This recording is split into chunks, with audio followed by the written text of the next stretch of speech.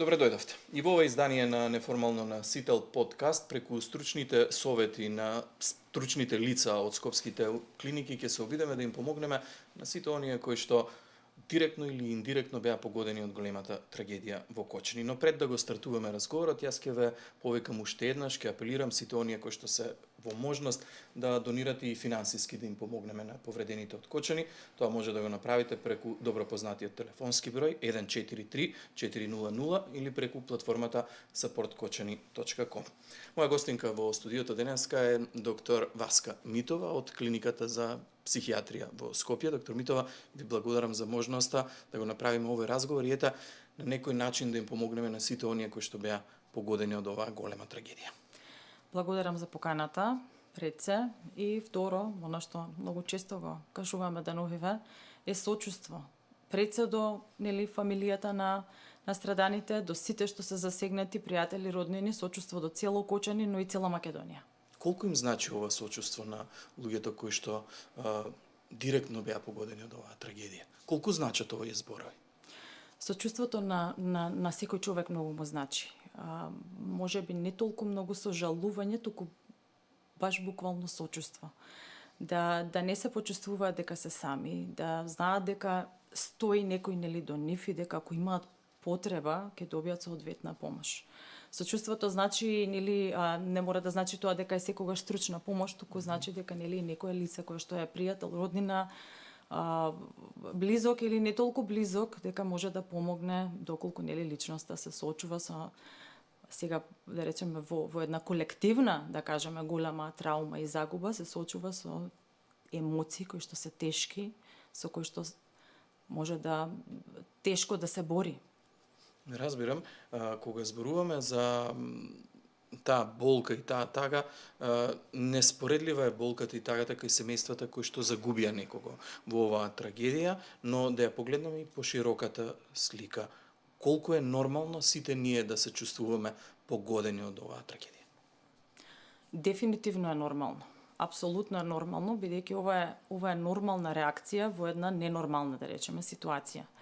Бидејќи тој ужас што се случи, да не се случи никогаш повторно, е една голема трагедија, траума, трауматизирачко искуство, губиток на толку млади луѓе колективно е нешто што не погодува сите. Сите сочувствуваме и во секој од нас се буди нешто што е човечко. Сочувствуваме за млади души изгубени, сочувствуваме од родителски аспект, емотивно се будиме како родители, како браќа, сестри, како деца, да кажеме, на некои други родители, така да најприродна реакција е да сочувствуваме во ваква трагедија. Ке ми дозволите, не знам колку е исправно, сега деновиве слушаме многу коментари што смее, што не смее да оди во јавност, но доколку вие мислите дека нешто не би требало да биде така, ве молам да ме коригирате. Јас ќе се обидам на почетокот да ве вратам на самите моменти во дискотеката пред да се случи тој пожар. Од оние снимки кои што ги видовме, кои што излегува во јавност преку социјалните медиуми, го забележавме и самиот момент кога се случува тој пожар и ја гледаме првичната реакција на луѓето кои што се присутни во дискотеката и многумина се прашуваат добро зошто не бегаат, зошто коментираат еве го пожарот почна да гори. Нормална ли е една таква реакција во такви моменти или како by the book по книга реагира мозокот кога се наоѓа во една таква ситуација? Зависи мозокот колку можел да предпостави каква е ситуацијата. Пред се од она што го гледаме, и од оние што се лични искази на личните сведочења на се тие дека тоа било една добра, да речеме, забава во која што млади луѓе се забавуваат, каде што има и алкохол, се надевам дека немало други психоактивни супстанции, но каде што и најмалку да има алкохол, пак е психоактивна супстанца која што делува на некаква проценка на расудување, плюс тоа самата атмосфера на опуштање, на забава, што било убаво, се додека не станало многу неубаво. Мозокот бил подготвен на забава, не на трагедија. Едноставно да се изразам. И кој би можел да помисли, односно да предпостави дека тоа може така навидум наивна искра да придонесе до ваква голема трагедија со која што се соочуваме овие изминати недели. Сега се наоѓате во една просторија во која што околу вас има голем број на луѓе, голем дел од нив ги познавате. Ако не ги познавате, изминатите неколку часа сте се забавувале еден покрај друг. Може ли да се предпостави каква била реакцијата на сите оние во тој објект таа вечер? Знаете како, едното е нели предпоставката, сега ние можеме да предпоставуваме, младите дефинитивно не биле подготвени, но и второто е подготовката што како систем допред некое време и ја немаме. За жал, оваа трагедија алармираше сериозни нели да кажеме сериозно покренување на некаква одговорност, да нели потоа се спроведуваат различни евакуациони планови низ школа и низ школи нели низ училишта и за да се на некој начин едуцира населението, помладото население, како треба да се одвива во една ваква ситуација каде што има голема опасност. Нашите деца не се доволно едуцирани и ние не сме. И повозрастните да кажеме како треба да се постапува во таква сериозна ситуација. Да не кажам дека тука требале нели децата да можат да предпостават дека можно е да биде навистина опасно, како што излегло по ниедни предпоставки толку, да речеме, толку трагично дека ќе заврши. И наеднаш од една наивна ситуација, од една убава, нели, забава, да се доведе до една сосема драматична, траурна, нели, ситуација, состојба, слика, која што останува, нели, тоа врежано во сечие сеќавања. Особено нели на тие што се директно инволвирани, па дури и на нас да кажам, нели ние сме веќе со некаква секундарна травматизација од она што се слуша секојдневно, што е навистина страшно. Она што не биле подготвени, што немало план за евакуација, за излез, што немало втора врата, што немало природен тек на настаните и самата неподготвеност доведува до паника. Кога ќе се створи паника, едно е например стрес и страв. Стравот има заштитна улога. Ако не може личноста да доживее или чувство на страв, веројатно е дека нема да може да реагира на опасноста соодветно. Значи, таа анксиозност што се развива како нормална емотивна одбрамбена реакција е нормална и е со цел да не заштити, односно да го алармира нели нашето тело, да го разбуди оној физиолошки механизам на справување, односно на нели реакција на fight or flight во различна опасност. И нели бегај или бори се, во овој случај нели бегај, и да се нели створи таа физиолошка реакција на страв, односно на анксиозност, за да можеме да реагираме соодветно и да се спасиме. Но паниката многу често е деструктивна, односно веќе кога ќе влезе нели личноста во една паничност, што верувам дека се случило, особено кога тоа нели се одвивало во секунди или во минути, првичните нели застрашувачки реакции на пожарот, не можеме ни да ги обвинуваме дека не знаеле како соодветно да се справат. Напротив, треба да се обвиниме себе си, затоа што не биле тие млади луѓе спремни.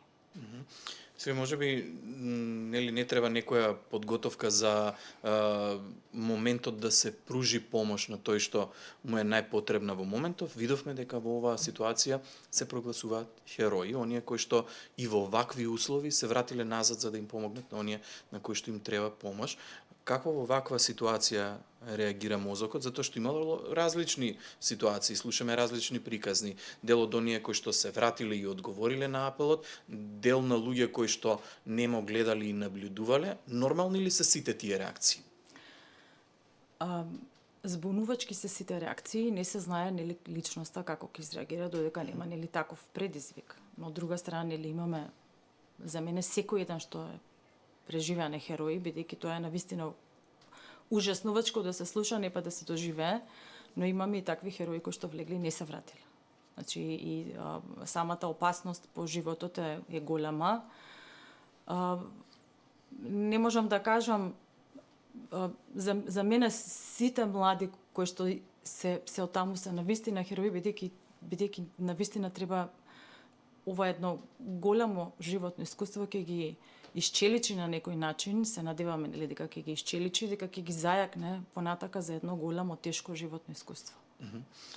Кога Вие веќе бевте на терен во Кочани, видовте каква е состојбата таму, меѓутоа според струката, според она што вие го познавате како теоретско знаење, какви треба да бидат очекувањата? Поминува речиси 1 месец, 3 недели поминаа по оваа трагедија, кога ќе се чувствуваат најголемите психолошки последици?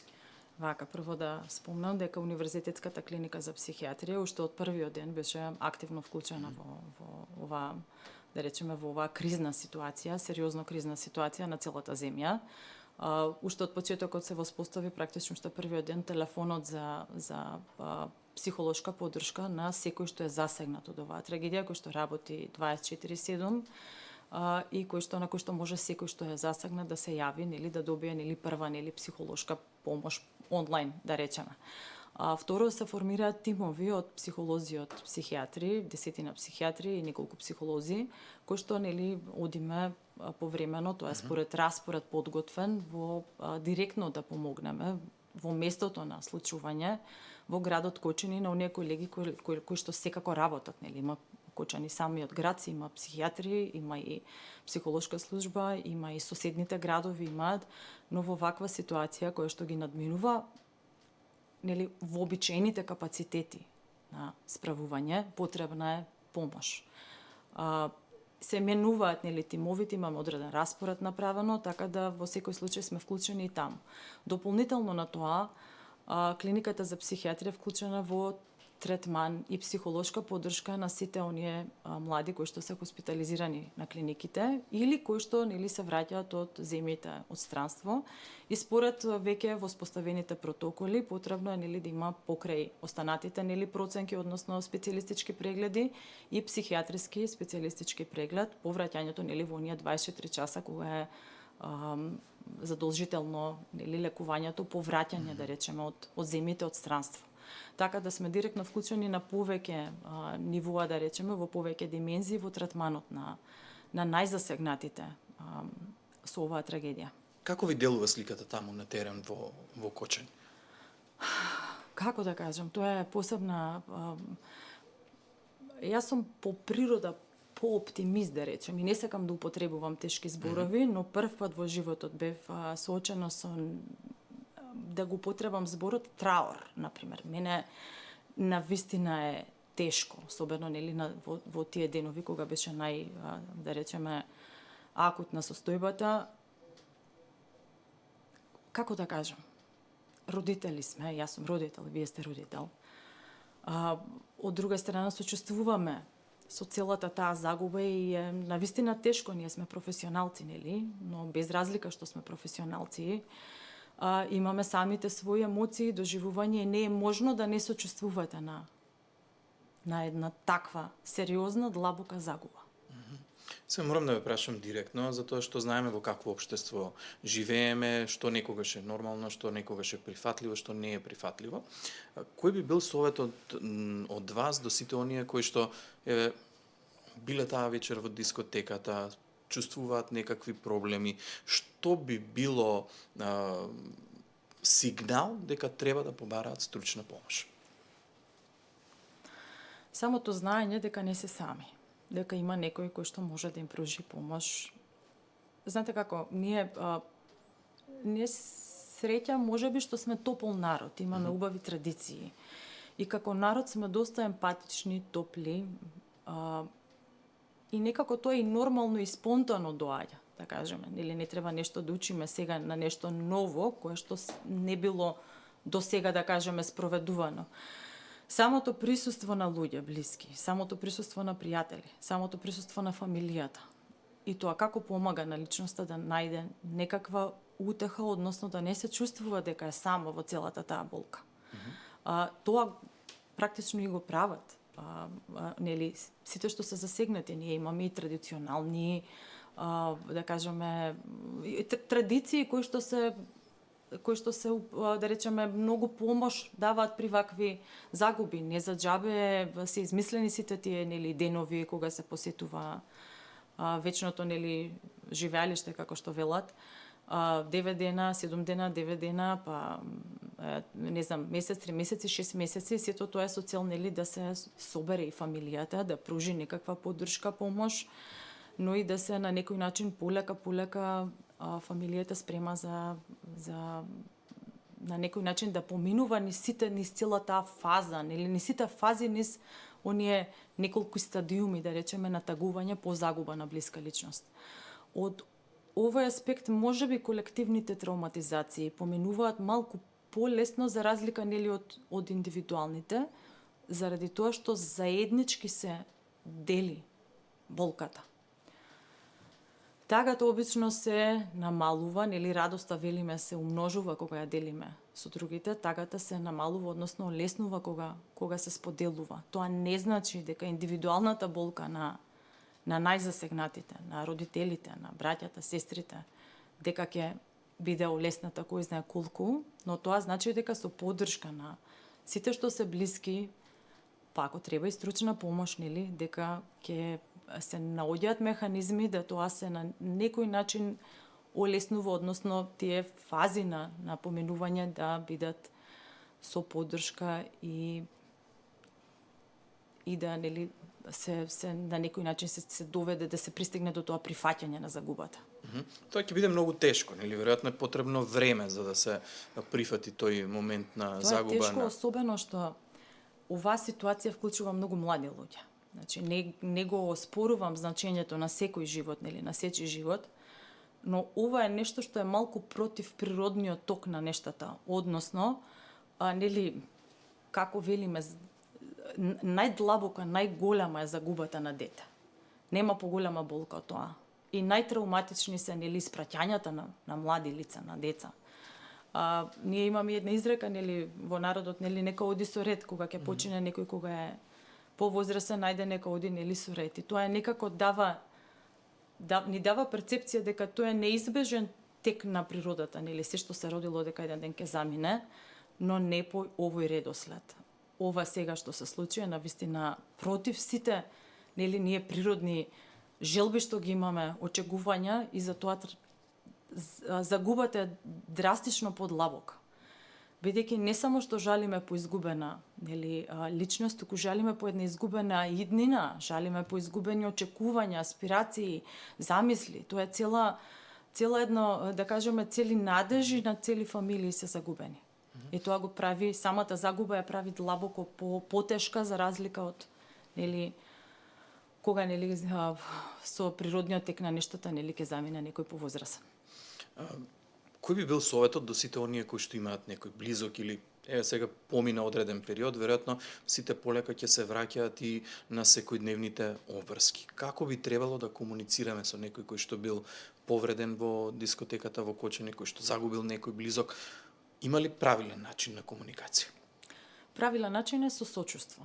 Правилен начин е да не се бега, например, од соочување, бидејќи многумина плашејки се да се соочат со непријатна ситуација или можеби од незнаење како нели да пристапиме кај некој со таква длабока загуба, па и се одбегнува затоа што е непријатно. Непријатностите најчесто знаеме да ги одбегнуваме. Тоа е некаква, да речеме, реакција на заштита на личноста, да малце подоцна се соочи со нешто што е непријатно, но она што би кажала дека е многу битно да прашате, само прашувањето, нели, како е личноста, дали има потреба нешто, едноставно како се чувствуваш, како си, дали можам нешто да направам за тебе, дали можам некако да помогнам, да не ти треба нешто, дали можам да дојдеме да се видиме, не мора некаков стручен муабет, односно кој знае каква психолошка да речем психолошко знаење да се има од психотерапија или од психологија за да се даде поддршка, за да се биде со некого. Самото посветување на време, самото внимание знае многу да биде од значај за личноста која што тагува. Самото поминување на време, самото ќутење нека биде, или плачење заедно, или кажување по некоја шега понатака. Затоа што тоа е нормалниот процес на тагување.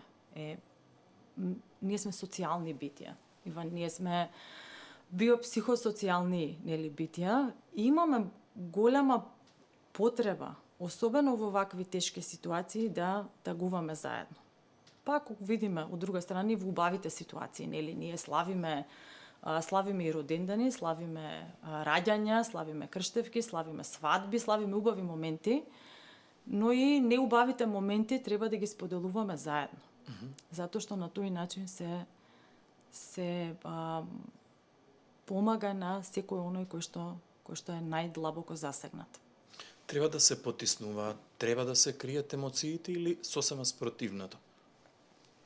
Никогаш не сум за потиснување на емоции, затоа што тоа секогаш може да доведе понатака до некаква реакција, односно, нели, се што е потиснато во еден момент некогаш ќе се Мора да излезе. па на некаков начин веројатно дека ќе излезе. Тоа значи да не се да се реагира соодветно, значи да не се па од друга страна направи една огромна драма, па тој што треба да теши, да биде утешуван од оној чија болка е поголема. Значи да не се доведувате во таква, мислам, има и такви ситуации каде што нели излегува на кого треба да теши, да речеме. Туку со да се соберете, тоа не значи може и ќе се расплакаме, сите засолзуваме во ваква голема трагедија повремено. Тоа не значи и слабост ако некој се расплаче, туку значи ранливост, напротив. Затоа што како човечки битија сме сите ранливи и во ваква ситуација и нормално е да ни потече некоја солза. Од друга страна, кога има нели да кажам собери каде што има поддршка, каде што на пример еве група на другарки се собираат за да се на некој начин споделуваат и низ тоа нели да се проаѓа нормално тој процес на јакнење на капацитетите, на психолошките сили, снаги и капацитети на личноста да нели да ги надминува овие ситуации, се случува нели да има понекогаш расплакување, но и понекогаш и шегување. И ќе се нашалат. И тоа е нормално и да се спомне нели оној по кого тагуваме во некаква убаво сеќавање да се спомне. Тоа не значи дека не тажиме ако се насмееме. Затоа што личноста е индивидуално, секоја личност индивидуално поминува во тоа. Има многу психолошки реакции, психички реакции како може да се чувствува некој. Потоа ќе се јави чувство на вина. Се јавува чувството на вина, особено некои што се преживеани. Па зошто не се вратив назад? Зошто не се вратив да помогнем на некој друг? Зошто јас останав жив? Зошто почина блискиот? Или па понатака да кажам, дури ако се нашалите, па се не требаше да се насмеам. Но и се е тоа нормална реакција, бидејќи самото насмевнување, шалата е еден механизам на самолекување, да кажеме, односно на зајакнување на капацитетите на личноста како да речеме, најсофистициран механизам на одбрана. Кој би бил вашиот совет? Треба да се вратат на нормалните обврски активности или треба да си дадат одреден период и време кој што ќе ги поминат на различен начин? Еве зборуваме таму имаше ученици, треба ли тие веднаш да продолжат да се вратат во училишните клупи? Што е со родителите кои што изгубија своји деца? Како би требало да оди тој процес? Нема генерално правило. Индивидуално треба нели секој да се чувствува себе си. Како е нели според сопствените сили, да кажам, повторно психички сили, да се чувствува себе си кога и како да се на некој начин нормализира, но во некаква нова, нели, нормализација, нова реалност, бидејќи тоа враќање во училиште нема да биде лесно кога ќе недостасуваат неколку клупи. И тоа е длабоко и самото тоа е длабоко травматизирачко. Да не кажам за нешто понатака. Секако дека ќе има некаква нормализација во смисла на враќање на некакви работни обврски, тоа се препорачува заради да нели личноста закрепне и едноставно продолжи понатаму, но тоа не е продолжување понатаму како ништо да не се случило. Обично тој збор нели мораме да продолжиме понатаму, но некогаш добива негативна конотација дека нели било што било и сега се оди понатаму. Тоа е едно ново понатаму, односно со една нели болка и со една загуба и со една празнина, нели се продолжува и во цел тој процес на тагување. да се сите капацитети да се консолидираат, да се впрегнат силите за да може да видиме со оваа нова реалност како ќе одиме понатака. Односно, што можеме да направиме за оваа нова реалност. И сега, веројатно, најголемиот апел бил и до оние кои што се блиски, не директно до оние кои што се погодени, затоа што не верувам дека се уште се вратени во таа нормалност да можат да ги гледаат ваквите разговори. Кој би бил вашиот совет до тие кои што имаат некој близок погоден од оваа трагедија? Што треба да приметат и кога би требало да го насочат на моментот да побара стручна помош? Знаете како и со други ситуации, нели, обично кажуваме, кога личноста чувствува дека ја преплавува оваа состојба, односно тага може да се развие, нели, и останата, нели, психопатологија во смисла на анксиозност, депресија, па и посттравматско расстройство. Ова е сега се уште, нели, веќе во дома, нели, на акутна реакција на стрес, но тоа не изостанува појава или продлабочување на некои симптоми понатака. Секогаш кога личноста чувствува дека се надминати капацитетите на лично справување. Да не чувствува срам, затоа што кај нас се уште се стигматизира, нели, нашата состојба, дека се смета за слабост ако некој побара помош од стручно лице, мислам. Тоа го зборуваме години наназад, дека не е слабост, туку сме сите луѓе, сите сме ранливи, на сите ни треба повремено помош, и ако навистина ви е тешко да се справувате, апсолутно јавете се, ние сме дури нели и во матичниот град. Така да еден апел до сите дека не мора овој процес да поминува, да го минуваат сами, туку може да го минуваат, нели, со поддршка од стручни лица. Токму поради таа стигма во јавноста, неколку пати го споменав тоа, може ли да ни објасните како изгледа еден разговор на стручно лице? Еве еден ваш разговор како изгледа со некој кога ќе дојде и ќе побара помош и поддршка. Дали е страшно? Не е страшно. Еве вака, мислам, ние разговараме, како да кажам сега, си има различни психотераписки, да речеме, правци, но не секој разговор, односно секој преглед е психотерапија, гледаме каде има потреба од тоа, според проценка.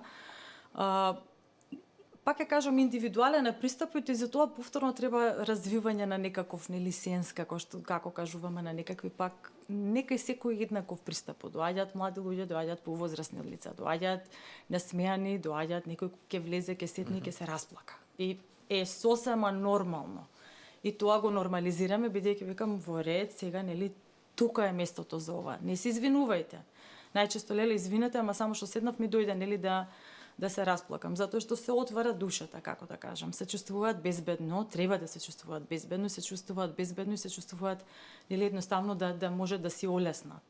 И плачењето не е лоша појава, напротив, олеснува. Со плачење знае да олесни.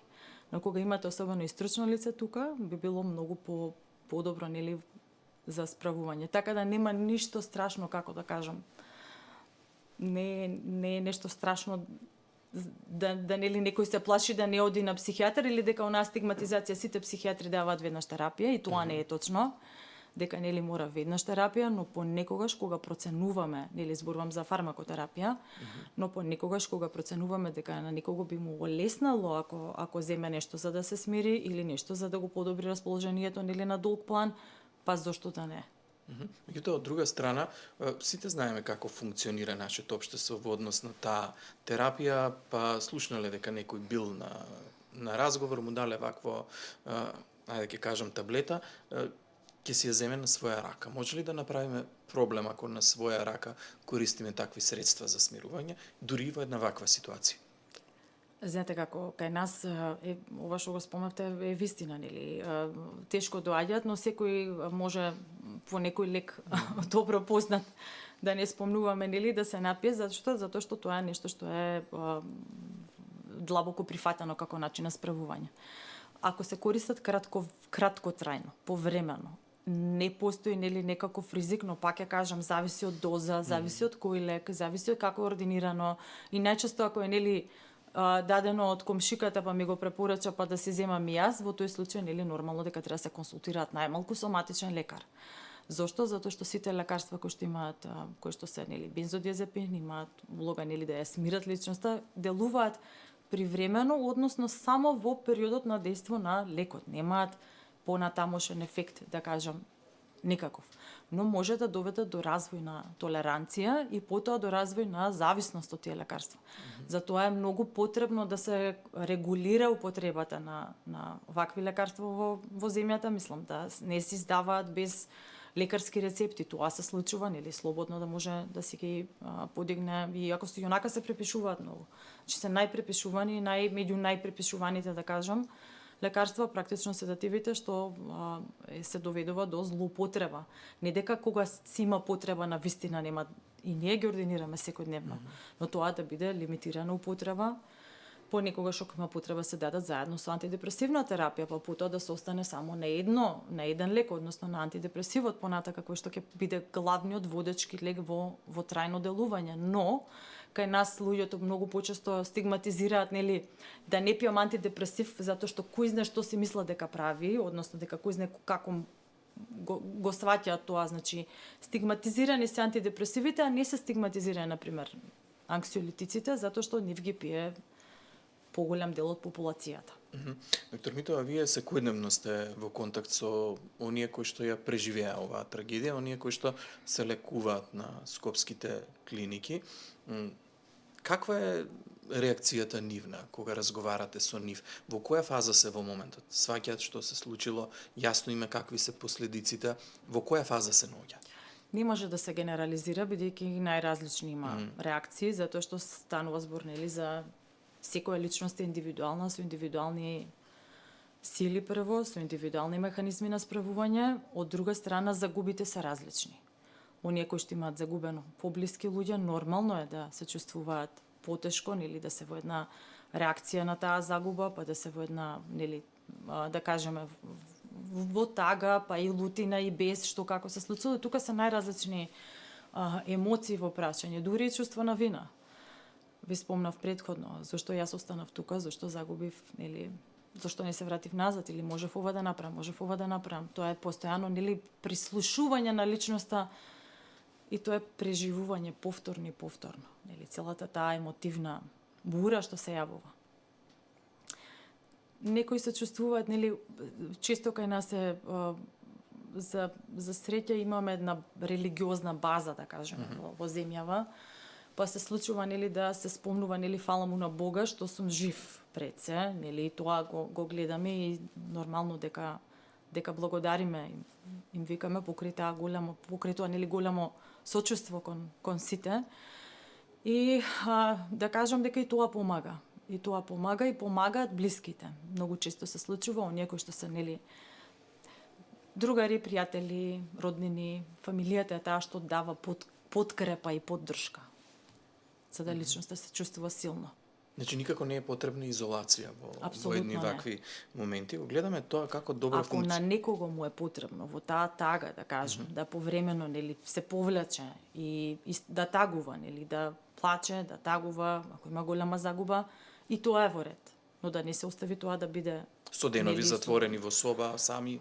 Може да речеме па дури и денови, но сепак да бидат блиските тука, да проверат што се случува. И ако има потреба, нели, да се побара помош. Зашто некогаш е потребно и да се исплачиме и да го истегуваме тоа, затоа што она негација, ајде ништо не е, и тоа не спомнав преска, нели, во справувањето како можат блиските да помогнат, зашто не ми ни текнува на тоа, но се случува и тоа. Една негација во смисла на ајде сега да не зборуваме за тоа, значи тоа е многу погрешно да се прави. Сега мисли на нешто добро, сега да не зборуваме за тоа, па ајде сега, нели, убави мисли, ајде да правиме планови, мислам, во една таква тешка ситуација, да не се доведува, нели, личноста да се чувствува како дека е виновна плюс, па што има, нели, толку тешки емоции во неа. Да се дозволи да се искаже, исплаче, извентилира ако сака. Од друга страна, да не се притиска кон тоа, нели, да споделува онолку колку што сака. Да не биде дека мора да зборува, па ајде сега ќе зборуваме за тоа многу, секако дека зборувањето, нели, и вентилира, и вади од тој процес, и некако ќе се реконсолидираат тие слики и тие, да речеме, доживувања понатака, но да не биде ни една личност форсирана на тоа и да не биде нели потиснувано во смисла на сега ајде да видиме кон нели зацелувањето да не се форсира, значи да се даде период на тагување. Ова е нормалниот процес. Знаете како сега ме доведувате во ситуација да речем дека за се нешто во животот ние мора да го преживееме за да го надминеме, дури и ситуација кога ќе ни се случи, немаме друг избор. Затоа не може да помислиме дека ќе прескокнеме преку оваа фаза кога трагедијата е многу поголема. Една најобичен проблем ќе ни се случи во училиште или на работа, ако не го надминеме, ако не се соочиме со него, ќе ни се врати повторно. Дали тоа ќе биде за неколку дена, за неколку месеци. Знаете како, Иван, се случуваат ситуации кои што ние практично и растеме низ тешки ситуации. Секогаш растеме низ вознемирување. Растеме и низ тагување, растеме низ страдање. Значи тоа се повеќе растеме низ страдање отколку во убав, да речеме, нели нормален период кој што кога сме нели поисполнети, радосни така натака. Затоа што навистина растењето е низ страдање, на личноста зборувам. Тогаш капацитетите се јакнат. Како што на пример се јакнат коските со мускулна или со физичка активност. Исте принципот како што се јакне имунолошкиот механизам. Нели како викаме децата кога се мали се разболуваат затоа што нели до 3 години се јакне нели или повеќе имунолошкиот механизам и после и во градинка и има вируси и бактерии, но полесно ќе ги поминуваат. Зашто? Но треба период нели на разболување, односно период на имунизација велиме затоа што тоа е нормален процес. И во да кажам и кај психичкиот свет, нели, во психата на човекот, еднакво така се јакнат механизмите на психичките сили. Низ страдање, но понекогаш страдањата знаат да се преголеми и претешки, како актуелни ве сега. Значи, ова зборувам, нели, за некакви страдања кои што се во капацитетите на личноста за да се справува со нив. Нели, не е тешко, но ќе ги, да речам, консолидираме силите, ќе ги впрегнеме и ќе обстоиме, да речем, нели, онаа пркост на духа што имаме сите, што нели силите во ред се случува, ќе се зафатам сега, нели, ќе се засилам и ќе изнајдам начин. Но се случуваат трагедии како оваа, кога навистина човек од ова секој може да се скрши. Значи, ова не е трагедија која што е мала. Ова е трагедија која што нас нели не засегнати директно, туку индиректно не погаѓа на емотивен план како ранливи луѓе, без разлика што сме професионалци, да речеме, од две различни професии. Но не ни беше лесно и не ни е се уште лесно. Сега гледаме некако позитивна светла точка во целата оваа ситуација, онаа платформа supportkočeni.com, која што ја споменав уште на почетокот.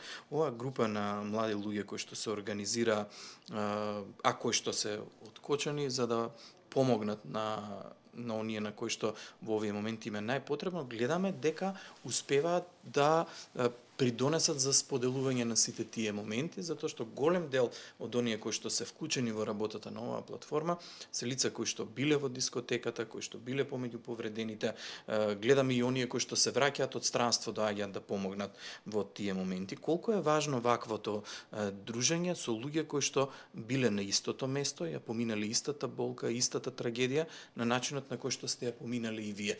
Полесно ли е така да се споделат емоциите? Апсолутно дека е полесно, пак ја спомнам, значи колективната травматизација, ако се поменува заедно, односно ако заедно се надминува, односно надминување лошо избран збор, ако заедно се поминува низ овој процес, да речеме, на тагување, односно на застанување повторно на нозе, е полесно. Од друга страна, секоја личност има потреба од некаква смисла. Кога актуелното работење дава фантастична смисла за тие млади кои што се вклучени директно, да речем, или конкретно во Support Kočeni, и се чувствуваат покорисно и се само лекуваат на тој начин, преку наоѓање смисла и преку помагање на друг. Верувајте, само тоа се вели различни, да кажам, психолози, психијатри го велат и на некој начин да го кажам како себе трансценденција, дека едно врвно човечко достигнување на надминување на себе си, односно на надминување на очекувањата, на смислата, на фокусот од себе да го насочиш кон некој друг, односно кон нешто што е поголемо од себе. Тоа може да биде нели кон религиски, нели кон врховен Бог или кон некаква вредност, кон некаква смисла, кон одредени идеали и вредности. И тоа е правилниот начин практично на помагање на себе си преку помагање на другите. Зашто? Зашто кога ќе помогнеш на друг, на некој начин имаш чувство дека нешто си направил и некако позитивно си придонал во целата оваа ситуација. Така да не само што ги охрабрувам, туку браво да продолжат со тој начин на помагање. Од една страна реално се помага, нели, од друга страна чувството на корисност, нели, и на смисла практично во овој период е голямо. И од трета страна се дава постојан тонус кон она што се случи, односно да не се заборави за 3 дена, како што се случуваат други ситуации, нели, во Македонија со вакви трагедии, туку да имаме на некој начин да оваа трагедија, затоа што е страшно длабока и траурна и никогаш, нели, да не се повтори.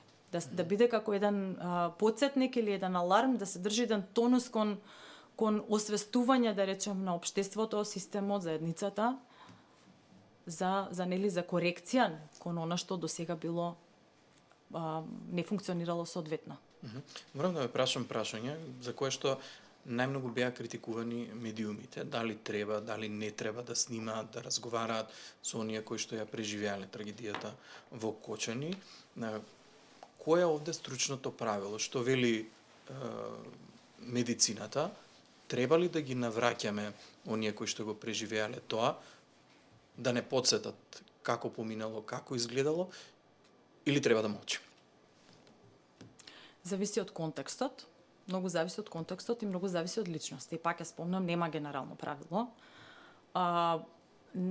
Ако личноста е спремна да го сподели своето доживување, секако е дека ние ќе видиме травматизација. И јас не се чувствувам добро кога зборам за тоа. Што не сум го преживеала тој ужас. Секој од нас би имал некаква човечка реакција да го прераскажува само тоа, да речеме, а не пак директно, нели, оние што го доживеале. И не би рекла дека има генерално правило кон тоа. Ако е некој спремен и способен да се соочи со тоа пред камера, може да го сподели. Ако некој се чувствува притиснат и сфорсиран и под притисок, нели, да треба, па очекуваат од мене, ако не е спремен, ако не е личноста спремена, некој не го прави тоа.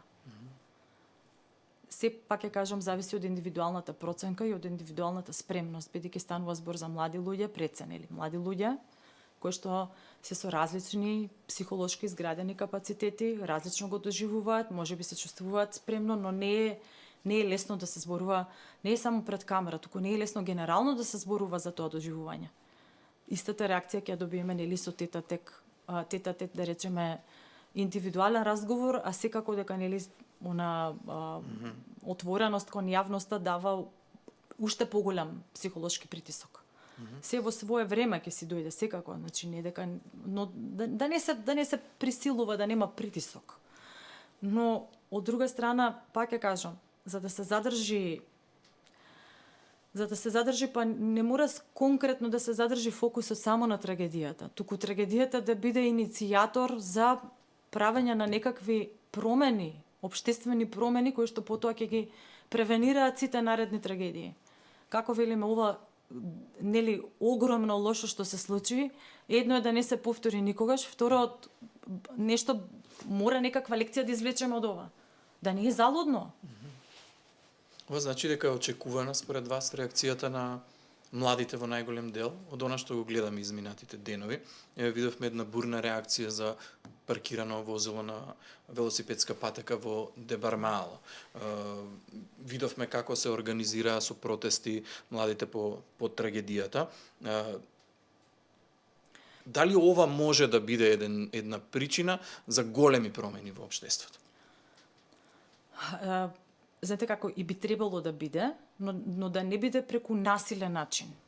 Значи да се дозволи на оние што стварно треба тоа да го прават, да го спроведат. Да не се прави со правење на немири јас не сум за како да кажам, секогаш си има добро е да реагираме, но соодветно да се реагира, да се остави оној што е стручен и професионален во некоја област, да ја води битката како што треба. Од друга страна имаме една абреакција, едно генерално незадоволство. Имаме и незадоволство, имаме недоверба сериозна кон општествените случувања, особено по една цела низа на непријатности и на трагедии, да кажеме. И сега една абреакција точно е дека можеби не смета до толку многу возило непрописно оставено, ма смета. Затоа што не е едно возило. Затоа што секојдневно се соочуваме. Еднаш, два пати, три пати, пет пати. И тоа е како во една чаша кога ќе земете и кога ќе ставате капки. Се чашата е негде при крајот, при врвот е. И сега нешто се истори, не паднаа капки, туку многу се истори во таа чаша на наше трпение, која што веќе е прелиена, како да кажам, некај кај повеќето. И потоа ќе реагираме на ситуации на кои што тоа е една реакција. Кој е ова резултат на тоа што со години сме молчеле, сме биле потиснувани, немало такви бурни реакции како што гледаме во други земји. Знаете, ние сме и народ кој што е навикнат, ако пак се навратам на оние наши народни изреки кои што биле уште од турско време, наведната главја сабија не сече, ама со таа субмисивност практично можеби сме дозволувале на некој начин некакво функционирање, несоодветно функционирање на некој дел од системот. Но јас пак ќе кажам преку агресивност, преку немири, преку можеби не е тоа правилниот, преку демонстрации, демолирање и така натака, не ми се чини дека е тоа баш најправилниот начин на справување. Еве и една она што преска го спомнавме во неврзан разговор. Секој од себе треба да потегне, односно од своето чувство на лична одговорност. Не само што ми должи мене државата, односно што ми должи мене светот и местото на живење, туку напротив што можам јас да направам за тој свет или за тој систем. И ако е да се јавам дека е непрописно паркирано возилото, ќе го направам тоа. Апсолутно, не да замижуваме, па некој друг да оставиме да се јави. Зашто цело време па и тоа го имаме кај нас. Сигурно некој друг ќе се јави, на брза помош, на полиција, на противпожарна, колку се случуваше и лани преклани да пријавиме први пожар кој што е огромен пожар. Затоа што никој не се јавил, а поминале не знам колку коли пред нас. Ме сваќате? Едноставно ние да сме тие кои што имаме лична одговорност да реагираме кон нешто, но на соодветен начин. Има правила ако го следиме Западот.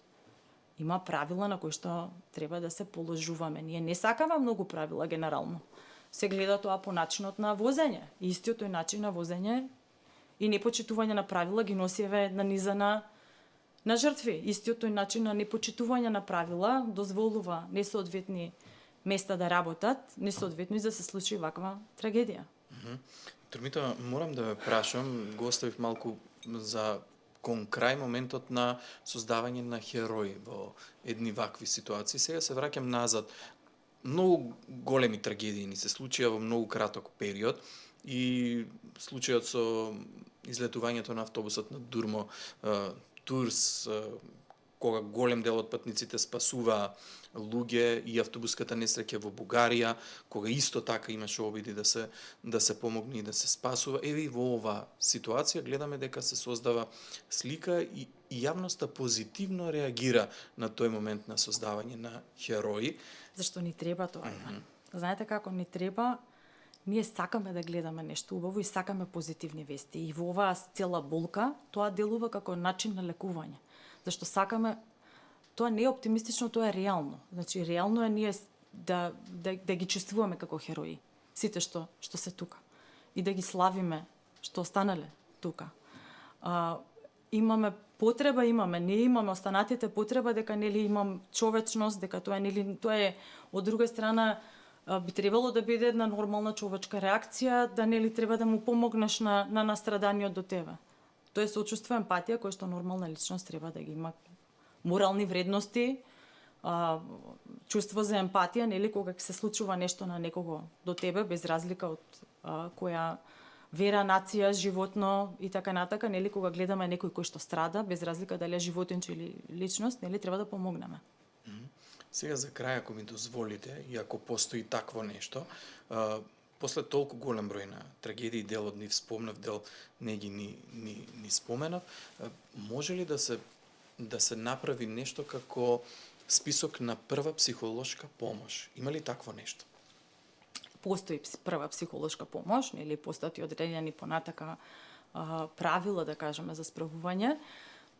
Она што е многу битно на почетокот е веќе не е, нели, почетокот, тоа веќе е извршено, бидејќи имаше доста сериозни тимови и од психолози, нели, и од стручни тимови од клиниката за психијатрија, кои што апсолутно одведнаш се алармира и се понудија, нели, волонтерски да се вклучат во таа прва психолошка помош. Од друга страна, видовме еден огромен наполмен и тоа ме радува во целата оваа немила ситуација, да навистина видовме апели од многумина и од странство, но и од Македонија да се вклучат со една желба за помош, за сместување, нели, на фамилии на настрадани или пак со, нели, финансиски, кој како може да помогне.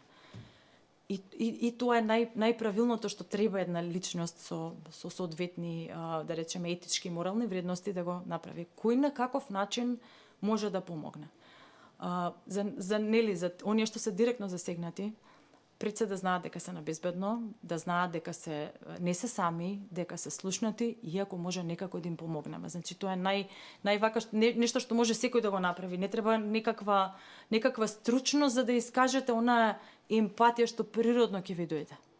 Значи не се трудете својата несигурност да ја замените со ајде ништо не е тоа или пак, нели, да не го негираме, да не ја негираме длабоката, да речеме, травматизација на самата ситуација. Да не се негира тоа, туку напротив да пробаме, нели, што е можно тоа да го направиме.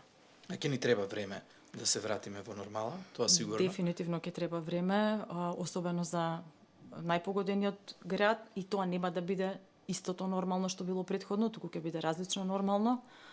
Но како да кажам, се надевам на некакво поцврсто градење. Знаете како многу е сега прерано да се зборува за тоа. Има еден термин во психологија, се вика посттравматско растење, но е прерано да збориме. Преголеми се загубите. И предлабока е тагата актуелна. Ова само потврдува дека ќе имате уште многу работа во следниот период. Јас лично ви се заблагодарувам за се она што го правите досега, но и за се она што како психијатри ќе го правите во следниот период и ќе бидете достапни за сите оние кои што имаат било каква потреба од помош. Доктор Митова, се надевам дека ова на некаков начин ќе им помогне на сите оние кои што се откочени или чувствуваат некаква потешкотија по оваа голема трагедија. Ви благодарам за гостувањето во Сител подкаст. Благодарам. Почитувани, за крај уште еднаш ќе ве повикам сите оние кои што сте во можност да им помогнеме и финансиски на оние кои што им е најпотребно во моментов. Тоа може да го направите преку телефонскиот број 143 400 или на платформата supportkočani.com. Изборот е ваш. Ви благодарам што бевте со нас. Пријатно.